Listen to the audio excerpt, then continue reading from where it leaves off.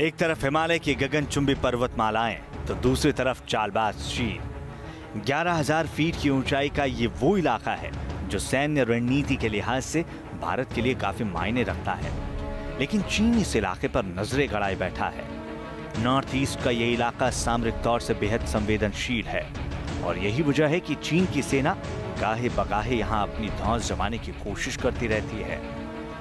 पिछले एक महीने से सिक्किम बॉर्डर पर जिस तरह के हालात बने हैं, उसे देखते हुए न्यूज नेशन की टीम ने ग्राउंड जीरो पर जाने का फैसला किया ताकि हम अपने दर्शकों को इस इलाके की हकीकत से रूबरू करा सके।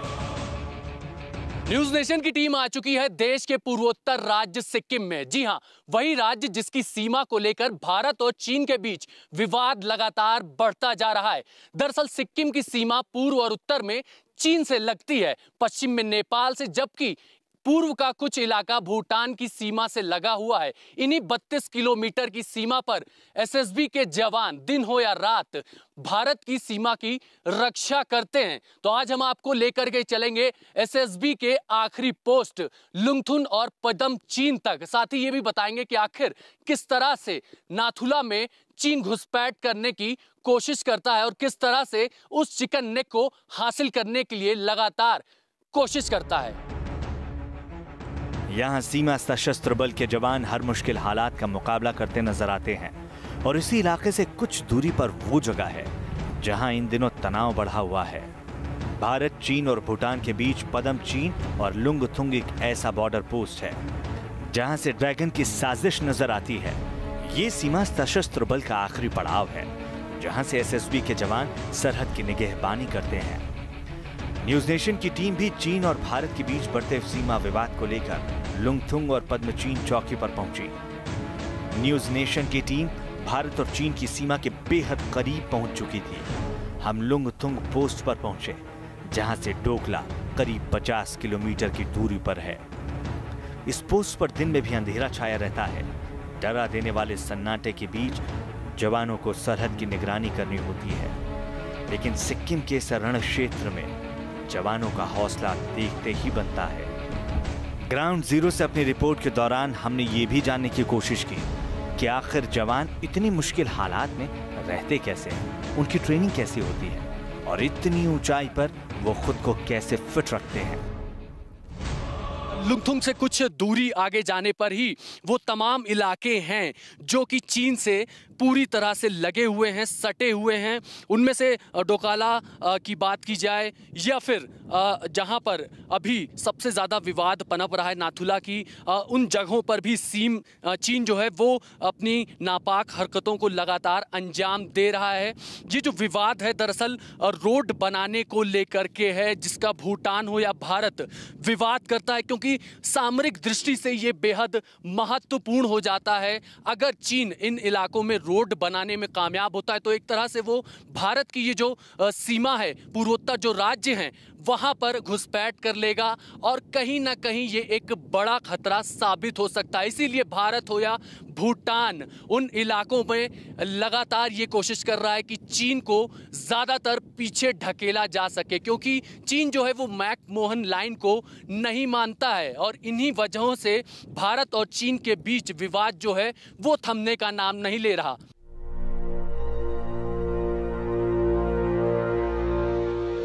11,000 फीट की ऊंचाई, जहां सांस लेना भी मुश्किल होता है।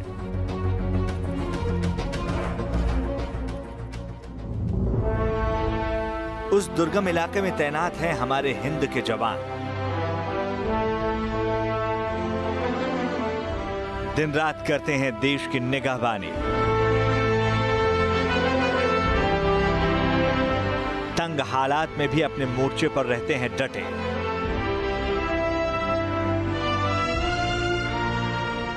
इन्हीं जवानों के बीच पहुंचा न्यूज नेशन।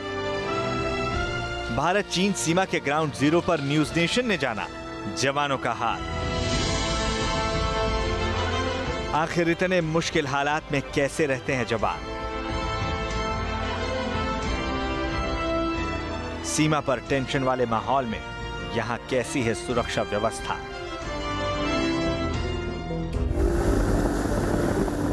दिल्ली से भारत चीन विवाद की हकीकत जानने के लिए न्यूज नेशन की टीम सिक्किम की राजधानी गैंगटॉक पहुंची, जिसकी दूरी करीब 1600 किलोमीटर है। चीन और भारत के बीच चल रही तनातनी के बीच न्यूज नेशन की टीम सिक्किम में एसएसबी की एक ऐसी पोस्ट पर पहुंची जहां देश के वीर सपूत बेहद तंग हालात में भी पूरी मुस्तैदी के साथ तैनात हैं और अपनी सीमाओं की हिफाजत कर रहे हैं। महीना जुलाई को चल रहा है। देश के बाकी राज्य जहां बाढ़ और गर्मी से बेहाल हैं, वहीं ये जवान सर्दी के सितम से दो चार हो रहे हैं। लेकिन बावजूद इसके इनके जोश और जज्बे में कोई कमी नहीं है। आज हम आपको अपनी इस खास रिपोर्ट में दिखाएंगे कैसे ये जवान इतनी ऊंचाई पर और इतने सर्द मौसम में भी रहते हैं और कैसे अपना फर्ज निभाते हैं। इनके पास सोने के लिए मुलायम बिस्तर नहीं होते, खाने के लिए लजीज पकवान नहीं होते। ये महीनों अपने परिवार से दूर रहते हैं, लेकिन इसका मलाल इनके चेहरे पर रत्ती भर भी नजर नहीं आता। सिक्किम में भारत और चीन के बीच चल रही तनातनी के बीच न्यूज नेशन की टीम ग्राउंड जीरो पर उस जगह पहुंची जहां से डोकला करीब 50 किलोमीटर की दूरी पर है। यह है लुंगथुंग पोस्ट। इस पोस्ट पर 2500 किलोमीटर की लंबी सीमा की सुरक्षा का जिम्मा सीमा सशस्त्र बल के जवानों के कांधों पर है, जो हर पल यहां से चीन की चाल पर नजर रखते हैं। लुंगथुंग पोस्ट जमीन से करीब 11,000 की ऊंचाई पर मौजूद है। महीना जुलाई का चल रहा है, लेकिन यहाँ का तापमान 4 से 5 डिग्री सेल्सियस है, जो हड्डियों को गलाकर रखते हैं। लेकिन इस सर्द मौसम में भी हमारे ये जवान पूरी मुस्तैदी के साथ टिके हुए हैं, जैसे इन पर ठंड का कोई असर ही ना हो। महीना भले ही जुलाई का हो, लेकिन लुंगथुंग की बात की जाए तो यहाँ तापमान जो है वो 4 से 5 डिग्री सेंटीग्रेड तक लुढ़क जाता है। 11,000 फीट की ऊंचाई पर मैं मौजूद हूं और यहाँ पर हार्ट कपा देने वाली ठंड पड़ती है। इन मुश्किल परिस्थितियों में किस तरह से एसएसबी के जवान यहाँ पर रहते हैं, वो तमाम जानकारी मैं आपको दूंगा। किस तरह की उनकी जीवन शैली होती है, कैसा उनका शेड्यूल होता है और किन मुश्किल परिस्थितियों का उनको दिन भर सामना करना पड़ता है, किस तरह की चुनौतियां वो झेलते हैं। इस पोस्ट को देखकर इस बात का अंदाजा लगाना ज्यादा मुश्किल नहीं है कि जवान किन हालात में अपनी ड्यूटी निभा रहे हैं। ये पोस्ट फाइबर, टिन और लकड़ी से बनी हुई है। आपको ऐसा लग सकता है कि यह कमरा बेहद गर्म होगा, लेकिन ऐसा नहीं है। अगर सैनिकों ने ये खास और गर्म कपड़े ना पहने हो तो इतनी सर्दी में इस कमरे में 2 मिनट भी टिक पाना नामुमकिन है।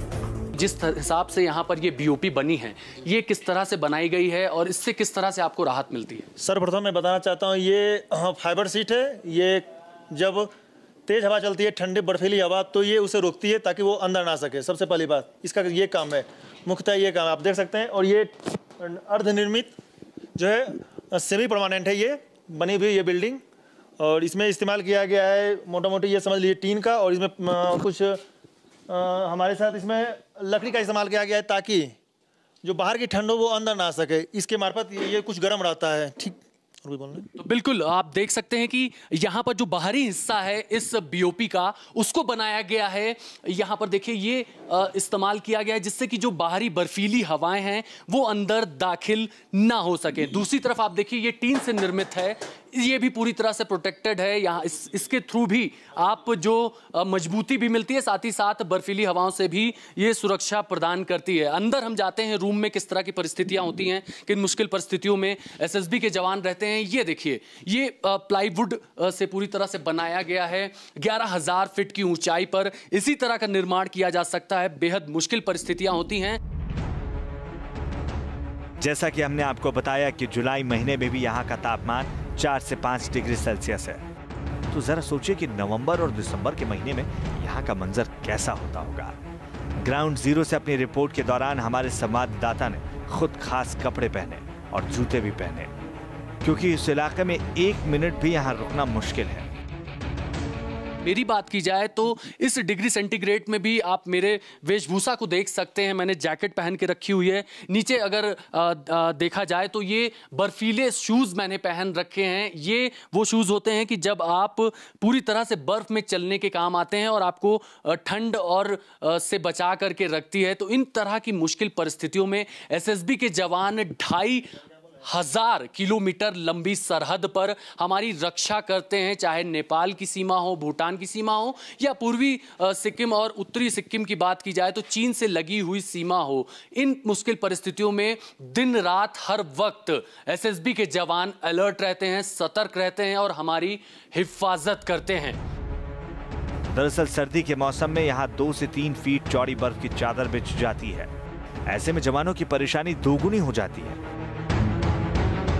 अगर बात अक्टूबर, नवंबर, दिसंबर, जनवरी की जाए, जब वाकई ठंड जो रहती है वो बहुत अपने उफान पे होती है, उस समय किस तरह की परिस्थितियां यहाँ होती हैं? परिस्थितियाँ उसमें बिल्कुल ही विपरीत हो जाती है। हमारे रहने के बिल्कुल विपरीत हो जाती है। आप जो देख रहे हैं बाहर बिल्कुल बर्फ़ की 2 फीट 3 फीट मोटी चादर बिछ जाती है। यहाँ से वहाँ तक सारे मोर्चे पे बर्फ़। हमारा काम होता है मोर्चों से बर्फ़ उठाना ताकि मोर्चे टूट ना जाएँ। और सबसे बड़ी दिक्कत होती है उसमें खुद को बचाए रखने की।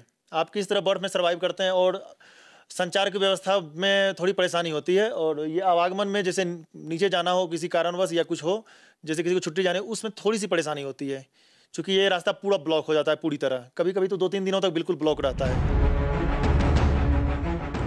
लेकिन इतनी ऊंचाई पर दिक्कत केवल ठंड की नहीं है। इससे भी बड़ी एक परेशानी से इन जवानों को रोज 2-4 होना पड़ता है और वो है ऑक्सीजन की कमी।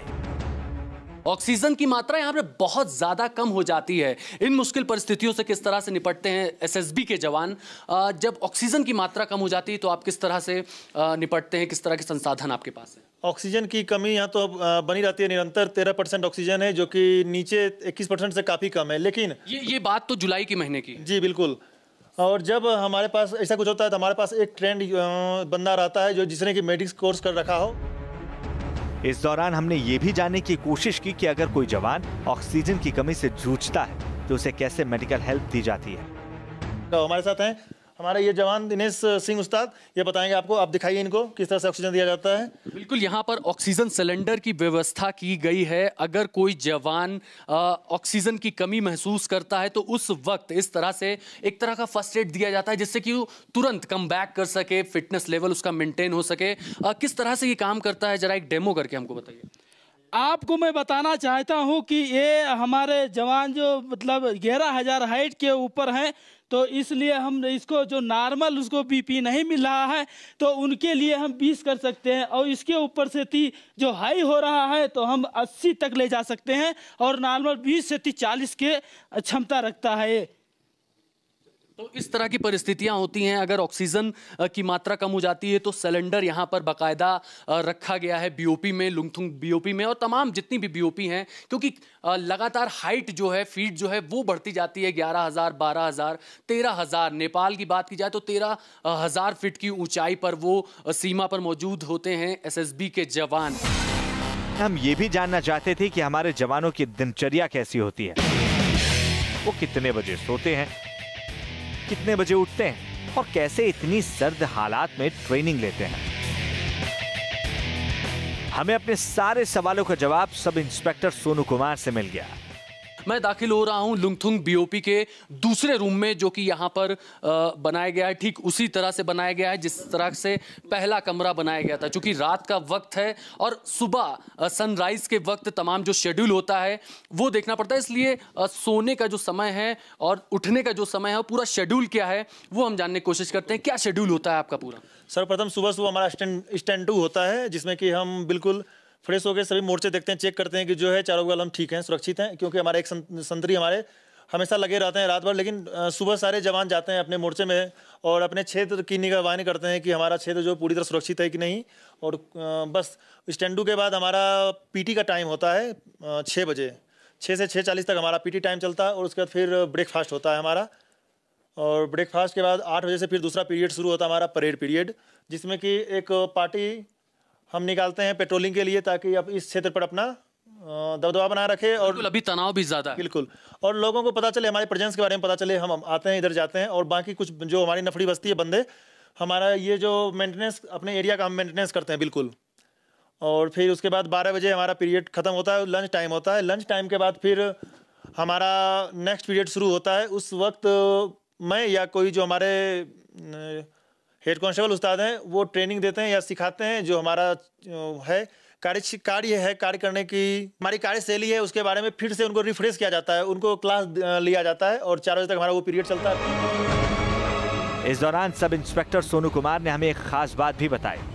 इन्होंने बताया कि इतनी ऊंचाई पर ऑक्सीजन की मात्रा बेहद कम होती है, जिससे जवान बेहद जल्द थक जाते हैं और इनकी सांस फूलने लगती है, जिसके कारण जवान ज्यादा फिजिकल काम नहीं करते ताकि जवान अपनी ऊर्जा बचा कर रख सकें। इसलिए जवानों का स्पोर्ट्स सेशन तो होता है लेकिन बेहद छोटा। वहीं रात में जवानों की गिनती होती है और उनसे दिन भर की रिपोर्ट ली जाती है। क्योंकि हम ज़्यादा ऊंचाई पे इसलिए ज़्यादा फिजिकल एग्जॉर्शन नहीं करते, एक तरह से अपनी एनर्जी बचाते हैं ताकि ज़्यादा परेशानी ना हो यहाँ पर। और उसके बाद फिर हमारी रात्रि गणना परेड होती है जो सब बहुत ज़रूरी है। उसमें सारे जवानों का रोल कॉल में पूछा जाता है किसी की अगर कोई रिपोर्ट हो, किसी को कोई परेशानी हो, किसी का कोई सुझाव हो तो दिया जाता है। फिर अगर मेरे से संभव हो जाए कि मैं कर लूँ सॉल्व, मैं करता हूँ, नहीं तो इसको आगे फर्दर रिपोर्ट में आगे भेज देता हूँ जो मेरे बस से बाहर की चीज़ें हो। नहीं लेंगे। लेकिन सबसे बड़ा सवाल, इतनी ऊंचाई, ठंड और ऑक्सीजन की कमी के बीच जवान अपने खान पान का ख्याल कैसे करते हैं? क्योंकि अगर जवानों को अच्छा खाना नहीं मिलेगा तो उनके लिए इतने सर्द मौसम में अपनी ड्यूटी को पूरी मुस्तैदी से निभाना बेहद मुश्किल हो जाएगा और इसका असर सुरक्षा पर भी पड़ेगा। और डाइट की बात की जाए तो किस तरह की डाइट होती है, क्योंकि बेहद मुश्किल परिस्थितियां होती हैं? जहाँ तक डाइट की बात है तो ये आप देख ही रहे हैं कि बहुत टफ टेरेन है और यहाँ पर खुद को स्वस्थ बनाए रखने के लिए हमें काफ़ी हैवी डाइट लेनी पड़ती है, जिसमें कि प्रोटीन ज़्यादा हो। हमारा भोजन उसी तरह होता है, मतलब प्रोटीन जिसमें ज़्यादा हो। नॉनवेज ज़्यादा यहाँ पर, चूँकि प्रोटीन का सबसे अच्छा साधन वही है, यहाँ पर दूसरा कोई साधन ज़्यादा है नहीं। नॉनवेज ज़्यादा हमारे डाइट में शामिल होता है सर। इस बीच हमारी नज़र एक खास चीज़ पर पड़ी, ये था उम्मीद बॉक्स।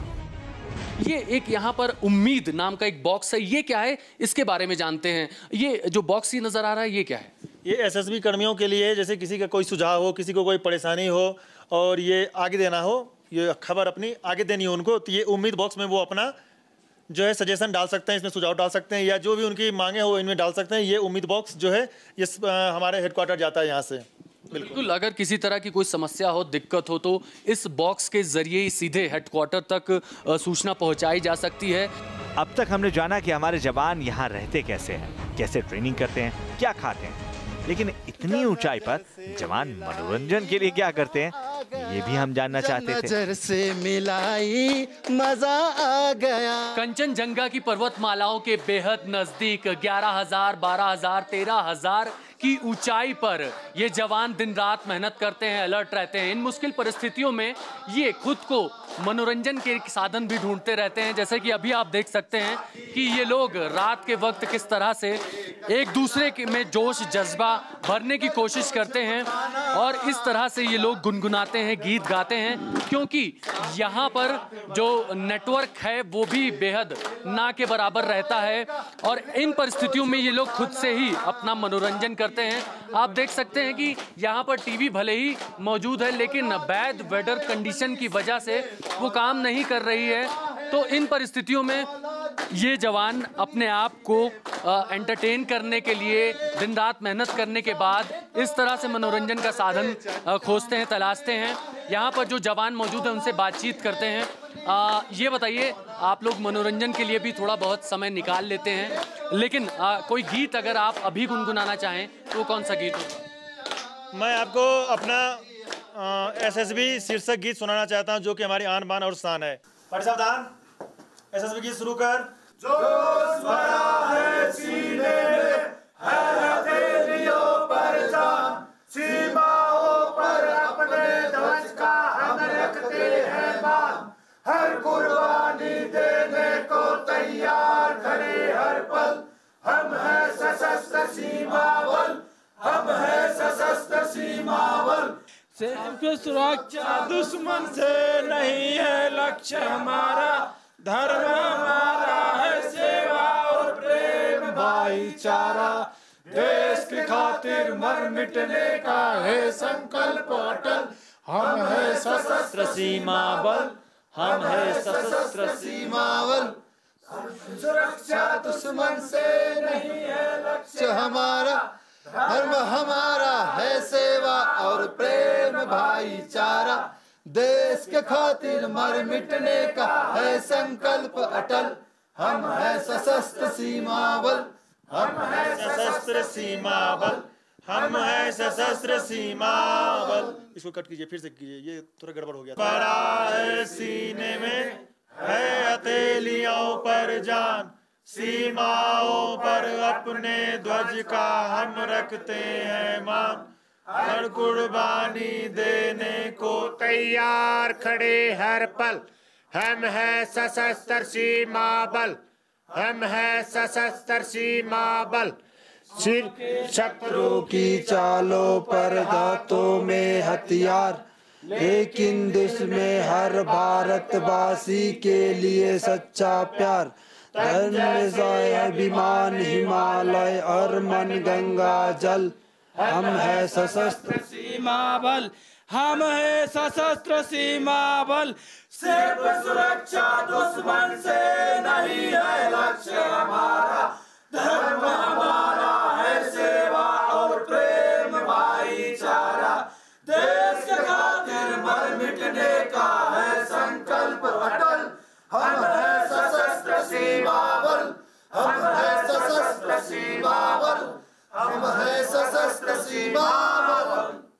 चलिए, ये तो बात हो गई आन बान शान के गीत, एसएसबी गीत की, लेकिन कुछ और फिल्मी गीत, देशभक्ति गीत अगर आप अपनी मर्जी से गुनगुनाना चाहें, कहना चाहें, तो वो कौन सा गीत होगा जो आप लोग अक्सर मनोरंजन के वक्त गाते हैं, गुनगुनाते हैं? सर यहाँ तो अक्सर अपने अपने भाषा के, कई भोजपुरी, कोई हिंदी। अब जैसे इस वक्त मुझे 2 लाइन हिंदी की गाना का याद है, वो मैं सुनाना चाहूँगा। मेरे रस के कमर तूने पहली नजर, जब नजर से मिलाई मजा आ गया, मेरे रस के कमर तूने पहली नजर, जब नजर से मिलाई मजा आ गया।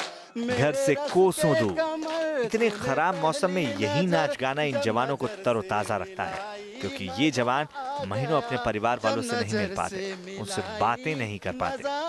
ऐसे में लुंग थुंग की ये पोस्ट ही इनका घर है और ये लोग ही इनका परिवार, जिनके बीच ये हर गम, हर परेशानी को भूल जाते हैं और हंसते हंसते पूरी मुस्तैदी से अपना फर्ज, अपनी ड्यूटी निभाते हैं। हमने सुना है कि देशभक्ति गीत भी आप बहुत अच्छा गाते हैं। ये देश है वीर जवानों का, मस्तानों का। हाँ सर, ऐसे तो हमारे देश का ये देशभक्ति गीत है, जरूर एक लाइन जरूर गुनगाऊंगा। यह देश है वीर जवानों का, अलवेलों का, मस्तानों का, इस देश के यारों हो, इस देश के यारों क्या कहना, इस हीरों का कहना।